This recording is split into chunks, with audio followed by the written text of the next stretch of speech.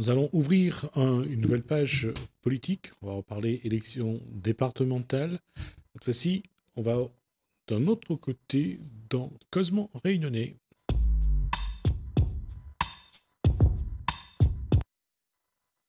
Nous allons recevoir Monsieur Fayolle. Voilà, Monsieur Hugo Fayolle. Et vous êtes candidat sur quel canton? Sur le canton 10, Saint-Denis 2. Principalement, ça regroupe moitié centre-ville, la montagne, et la rivière, Petite-Île, la Grande Chaloupe. D'accord. Et c'est votre premier engagement, je suppose? J'étais déjà engagé avant, depuis 2008, dans un parti politique, donc en tant que militant et puis colistier sur des listes municipales. Et aujourd'hui, j'ai envie de franchir le pas, d'aller encore plus loin. Pour ceux qui ne vous connaissent pas, qui est Hugo Fayolle? Déjà, par rapport à mon métier, depuis 2012, je lutte contre l'habitat insalubre au niveau au département pour les personnes en difficulté. Donc sur la zone nord-ouest de Saint-Denis, le port La Possession Saint-Paul. Et c'est à partir de là, j'ai eu le déclic. J'ai eu le déclic pour essayer de mettre un pas en avant. Pourquoi? Parce que j'ai vu pas mal de familles, des familles en grande difficulté sur les territoires, qui habitent plutôt dans les écarts de l'île, dans la montagne par exemple. Même sur Saint-Paul, c'est pareil, dans les hauts de notre ville, il y a vraiment une rupture totale du service public. Et nous, en tant que des agents de proximité sur le terrain, donc on est confronté directement à la réalité des choses. C'est ça qui a motivé votre engagement politique? Non, alors, tout simplement parce que j'étais engagé dans un groupe politique de M. Dindar. J'étais trésorier à l'époque, en 2008. Et j'ai fait les municipales 2008 avec M. Dindar et Géno Panamalom, et qui ont fusionné la liste de M. Annette, et qui a basculé la mairie à l'époque. Et ensuite, j'ai continué à militer dans ce parti, toutes les élections en 2012, et puis les cantonales, et ensuite, dernièrement, sur la liste municipale de Nassim Alena, que j'étais 18e. D'accord. Et ensuite, j'ai continué la mission en tant que militant et colistier pour porter le projet avec Mme Denda, que je respecte tout à fait, et puis qui avait une bonne vision des choses, de l'avenir pour la Réunion. Sauf qu'à un moment donné, il faudrait savoir où on va. On ne peut pas dire aux gens, à la population, des Dionysiens, je parle plus des Dionysiens, des Dionysiennes, qu'on fait une campagne pour le changement avec une équipe qui est en place depuis 2008, qui a un bilan catastrophique. Et au deuxième tour, vous faites l'alliance avec. Il y a eu des désaccords de tous les colistiers de cette fusion. Je suis désolé. Nous, on est sur le terrain, on porte le message avec les habitants, les familles qui sont dans l'espoir.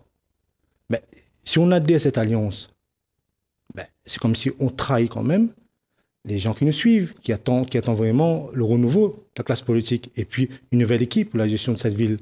Donc, c'est la raison pour laquelle j'ai fait la rupture avec elle.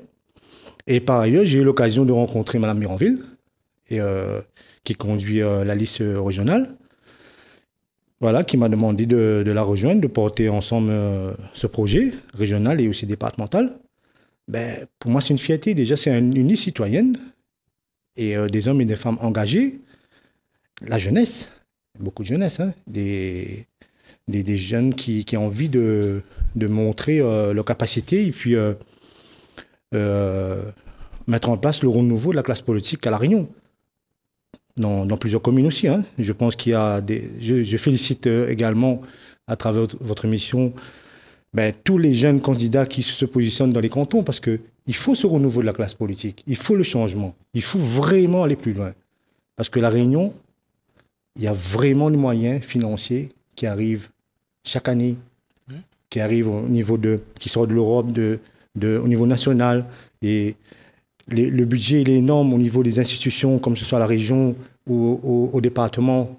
Donc, il faut qu'on ait vraiment des projets cohérents aux problématiques de la réalité du terrain. C'est beau de parler de millions d'euros, mais il faut que ce soit cohérent au problème du petit rayonné qui est en bas, qui attend, qui lutte. Parce que, monsieur, je vais vous dire franchement, si nous, aujourd'hui, on ne fait pas le premier pas pour aller de l'avant, pour proposer un nouveau modèle politique, ça va rester comme ça. Oui. Ça ne va pas changer. Et ça va encore amplifier. Et il y aura encore d'autres problèmes qui vont sortir. Et je vous donne juste un exemple. Les Gilets jaunes, par exemple, j'ai beaucoup de familles et des amis dans toute la Réunion. Je parle dans l'ensemble. Ils nous ont bien fait passer un message d'arrêter de faire les arrangements à la cuisine, de travailler pour la population, dans la transparence, dans les prises de décision. Donc, certains élus ne respectent pas le message que les Gilets jaunes ont passé. Donc, voilà les raisons pour lesquelles je me suis lancé avec une équipe, avec Vanessa, avec son projet citoyen, et aussi des jeunes de Saint-Denis, des jeunes et puis des mères et des pères de famille qui ont envie de changer, qui portent un nouveau projet sur ce canton. D'accord. Alors, on va rappeler le canton. C'est quel territoire? Alors, le canton, il est de la moitié centre-ville. Oui. Et puis, bas de la rivière, Petite Île, toute la montagne et Grande Chaloupe. Sur ce territoire qui est assez hétérogène, qu'est-ce que la population demande? Quelles sont ses attentes? Écoutez, il y a plein d'attentes. Aujourd'hui, vous avez des jeunes diplômés qui n'ont pas de boulot. Vous avez un taux de chômage très élevé à 70%. 35% des travailleurs pauvres qui se lèvent le matin, qui se tapent l'embouteillage que pour payer les factures. Donc, les problèmes, il y en a beaucoup. Donc, moi, je dis qu'aujourd'hui, quand vous avez des élus qui étaient en place pendant 2 mandats et même un premier adjoint qui était depuis 2008 aux responsabilités avec un bilan zéro, je ne vois pas pourquoi ils vont venir redemander encore une fois leur confiance à cette population. Donc voilà un petit peu les raisons. Et quelles sont les autres problématiques sur ce territoire? Vous avez aussi la rupture totale des commerçants avec la municipalité actuelle. Excusez-moi. Alors, c'est vrai, ce n'est pas la compétence du département. Mais pourquoi il y a une rupture? Les commerçants du centre-ville, le petit commerce de proximité, là où nous, on a grandi, où les jeunes viennent se rassembler, où les familles viennent faire du shopping, pourquoi il y a une rupture? Donc, il n'y a pas d'écoute alors. Il n'y a pas d'écoute avec les commerçants. Donc, on se pose vraiment la question à Saint-Denis. Il y a un vrai problème. D'accord. Et dans ce que... Là, on entend les problèmes. Qu'est-ce que vous proposez comme solution? Alors, qu'est-ce que vous dites aux citoyens que vous rencontrez? Qu'est-ce que vous voulez leur apporter comme Alors, moi, j'ai quelques propositions à vous faire part. Tout d'abord, je vais prendre mon métier parce que je suis engagé depuis 2012 dans la lutte contre l'habitat insalubre au département. Et on a un cadre réglementaire aujourd'hui. Ce cadre réglementaire, il est proposé à des familles qui atteignent l'âge de 60 ans et aussi qui sont porteuses de handicap. Donc, je crois que c'est 40 millions par an.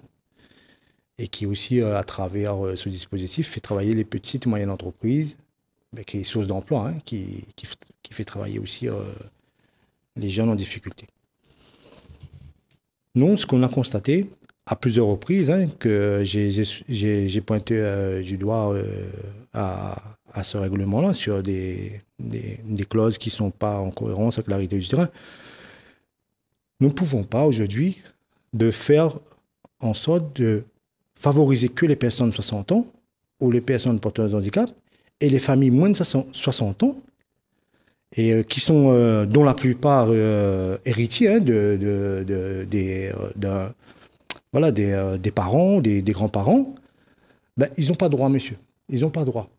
Nous, ce qu'on veut demain, c'est ouvrir les droits à ces familles, les moins de 60 ans, et aussi ouvrir les droits aux personnes qui vivent dans les logements sociaux en grande difficulté.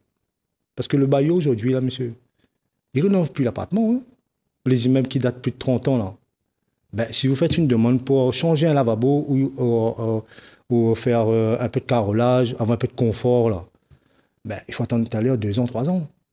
Ben, il n'est pas normal. Donc, nous, ce qu'on propose, c'est que ouvrir le droit, l'aide à l'amélioration de l'habitat, pour les personnes moins de 60 ans, les personnes en difficulté dans les logements sociaux, également pour les LTS communaux. Hein. Même la commune ne joue plus son rôle. Ben, je ne sais pas si des autres communes c'est pareil, mais sur toi, Saint-Denis, nous qu'on a fait du terrain, on voit beaucoup, il y a des LTS qui sont abandonnés, ils sont insalubres, il y a un problème électrique, il y a un problème de fuite. Donc on ne peut pas laisser ces familles-là dans cet état. Voilà un petit peu les raisons pour lesquelles. D'accord. Et dans ces projets que vous voulez faire, ces réponses que vous voulez apporter, quelle va être la place, par exemple, pour les collégiens, pour les jeunes? Qu'est-ce qu'il faut proposer pour que le collège soit plus pédagogique, plus éducatif?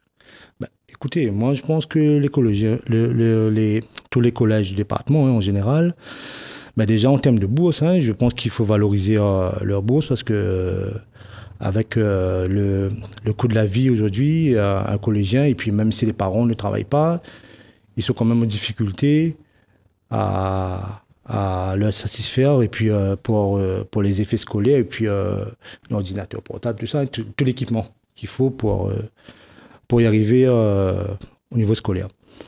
Mais nous pensons aussi que devant plusieurs collèges, hein, il faudrait aussi un accompagnement scolaire après les autres collèges, un soutien scolaire. Périscolaire. Voilà, un périscolaire. Oui.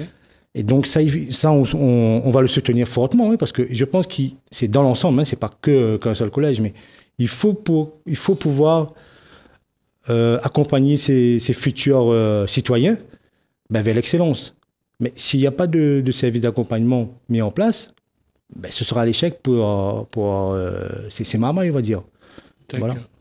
Alors, on parle et pour ce qui concerne, on va passer de cette génération de jeunes aux aînés, aux personnes âgées, l'aide à la personne, les assistants familiaux, le portage de repas.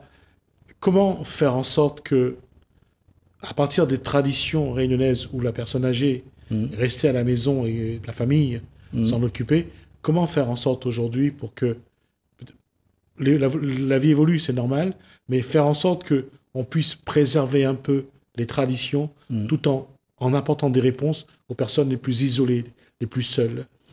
Déjà, dans un premier temps, là, aujourd'hui, c'est un truc important que vous dites là, monsieur. On doit accompagner les seniors. J'ai ma suppléante, Madame Virassami, elle est elle-même auxiliaire de vie. Elle accompagne les personnes âgées. Et vous savez c'est quoi le problème? Le budget du département, il est orienté vers des opérateurs. J'y termine. Hein? Allez-y, non, je préciserai après. Je termine. Hein? Oui. Ça veut dire, on a, par exemple, je ne vais pas citer de nom, mais je veux dire, il y a plusieurs satellites. Il y a Proxim, voilà, Proxim, Scopad. Voilà, il y a ce qu'on appelle donc les opérateurs, les associations ou les entreprises de services à la personne, voilà, qui reçoivent de l'argent donc du département et qui emploient dans le privé des auxiliaires de vie. C'est ça. Pas toujours très bien payés, voilà, pour s'occuper des personnes âgées, des personnes handicapées, et qui ont souvent quelques heures par jour pour le faire. Mais la question, justement, c'est est-ce qu'il faut...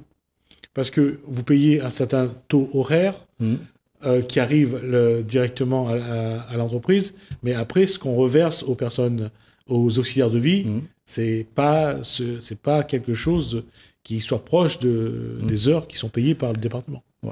Moi, en fait, je pense qu'il faudrait revoir ce dispositif dans l'ensemble, hein, parce que d'un côté, vous avez l'accompagnement des personnes âgées qu'il faut absolument maintenir dans les bonnes conditions, et aussi valoriser ces salariés qui travaillent dans les entreprises privées ou associations, comme vous dites, subventionnées par le département, parce que le rayonné de base, là, s'il a un salaire convenable,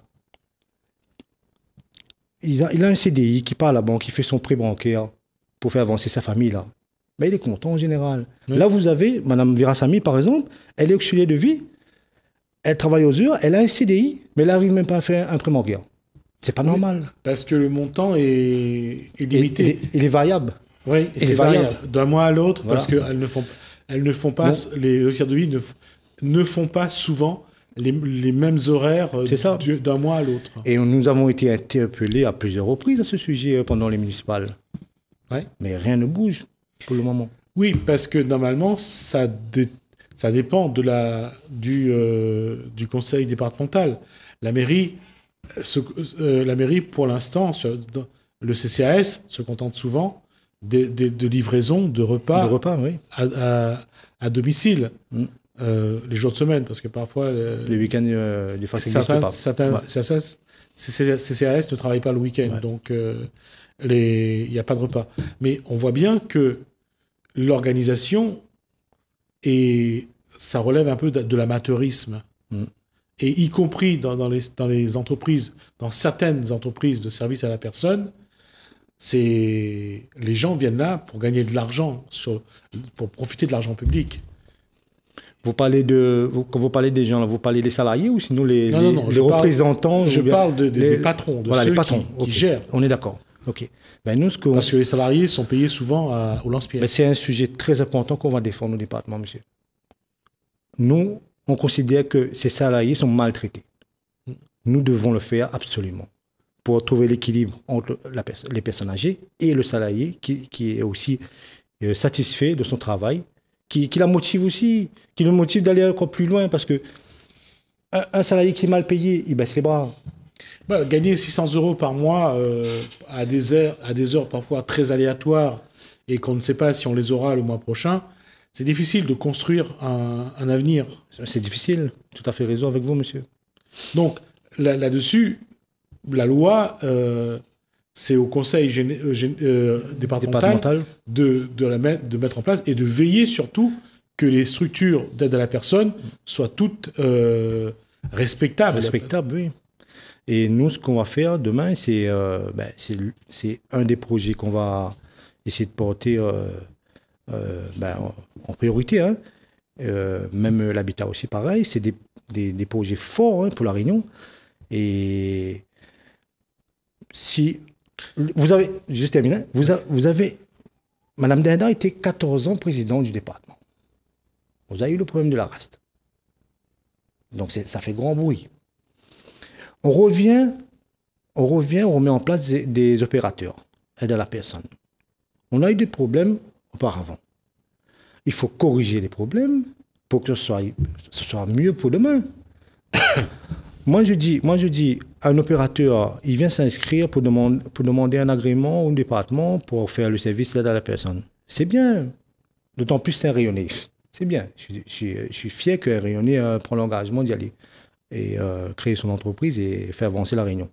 Mais il faut quand même prendre en compte ces salariés. Il y a beaucoup de salariés qui se plaignent de ça. On ne peut pas travailler avec un salaire variable aujourd'hui. Un salaire variable, un coût de carburant qui est la limite posée par la loi. Et c'est vrai qu'ils ont besoin d'un peu plus de moyens. Mais comme le marché de l'emploi n'est pas fluctuant, il n'y a pas beaucoup d'emplois, et qu'ils ont la chance d'avoir ce petit travail, ils sont obligés de ne pas se plaindre et d'accepter. C'est ça.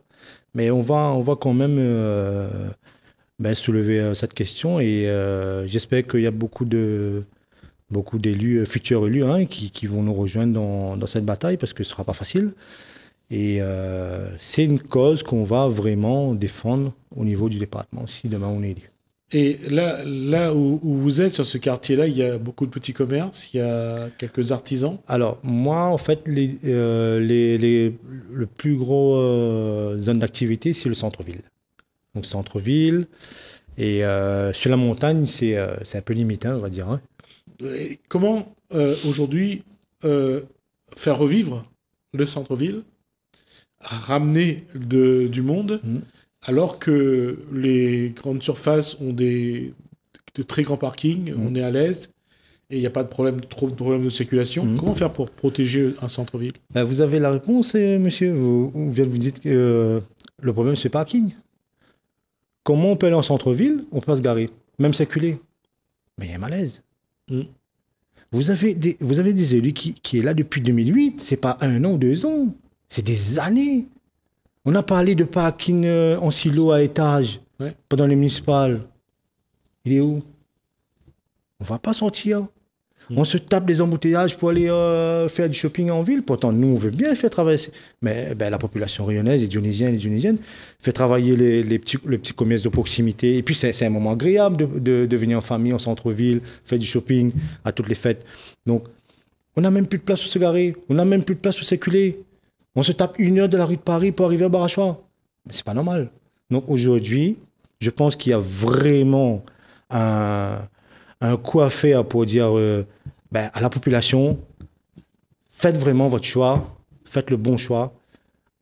On est au croisé de chemin et il faut y aller dans le bon sens pour développer la Réunion. Vous avez des élus qui étaient là, qui reviennent vers vous aujourd'hui. Il faut vous redemander encore une fois votre confiance. Le bilan, il n'est pas bon. Je suis désolé. C'est à vous de voir. Soit vous voulez changer, soit vous voulez avancer. Voilà. Merci Hugo Fayolle pour Je peux terminer? Juste quelques petites lignes. En fait, juste pour vous dire que nous, on porte vraiment la préférence régionale dans le cœur. Hein. Même si c'est très réglementé au niveau de la loi européenne. Mais nous voulons vraiment marquer l'ancrage des Rayonnais, des Rayonnaises dans le service public. D'accord. Voilà. Merci Hugo Fayolle donc pour ces informations. Merci d'être venu jusqu'à nous pour nous montrer qu'est-ce que vous proposez, vous, sur le canton 10, Saint-Denis. Donc c'est Saint-Denis. Alors, bas de la rivière, centre-ville, la montagne et la Grande Chaloupe. Voilà. Merci à vous. Merci. Et je rappelle donc que le premier tour, c'est le 20 juin, le deuxième, c'est le 27 juin. On a donc terminé avec ces élections départementales. Merci à vous de nous avoir suivis. Merci Hélène. Merci François. À bientôt.